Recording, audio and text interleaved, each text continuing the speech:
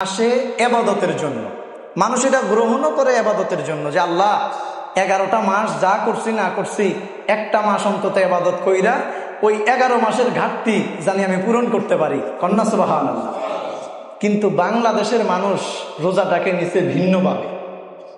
বাংলাদেশের মানুষ মনে করে যে এই দেশে রোজা আসে ব্যবসায়ীদের জন্য। তো ব্যবসায়ীরাও আবার খুবই আলহামদুলিল্লাহ খুবই সুন্দরভাবে রোজাকে গ্রহণ করে।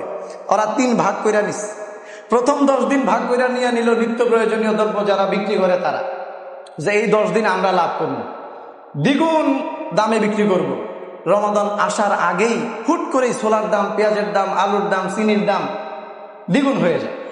তো ওরা এই একটা সুযোগ গ্রহণ করে প্রথম 10 দিন ওরা ভাগ করে নিয়ে যায়। রমাদান মুবারকের দ্বিতীয় 10 দিন ভাগ করে নিয়ে যায় গার্মেন্টসের কাপড় ব্যবসায়ীরা। তারা দ্বিগুণ দামে সারা বছরের সবচাইতে বেশি মুনাফা করবে এই মাসে, এই আশা নিয়ে থাকে। তৃতীয় 10 দিন পরিবহন ব্যবস্থায় যারা আছে, পরিবহন খাতে যে সমস্ত ব্যবসায়ীরা আছে, ওরা ওই 10 দিন নিজেরা ভাগ করে নেয় যে এই 10 দিন আমগর লাইগা। যারা শহর থেকে বাড়ি যাবে, গ্রামে যাবে, মা বাবাকে দেখতে যাবে, তাদের কাছে দ্বিগুণ মূল্যে টিকিট বিক্রি করে। আর পৃথিবীর বিভিন্ন দেশে গেলে আপনি দৃষ্টান্ত দেখতে পাবেন যে তারা রমাদান আসলে মানুষকে বিনা পয়সায় ইফতারি দিয়ে দেয়। একটা মাল কিনতে আসে, ভাই আপনি কি ইফতারির জন্য কিনবেন খেজুর? হ্যাঁ, লাগবে না, টাকা আপনি নিয়ে যান। সুবহানাল্লাহ বলেন।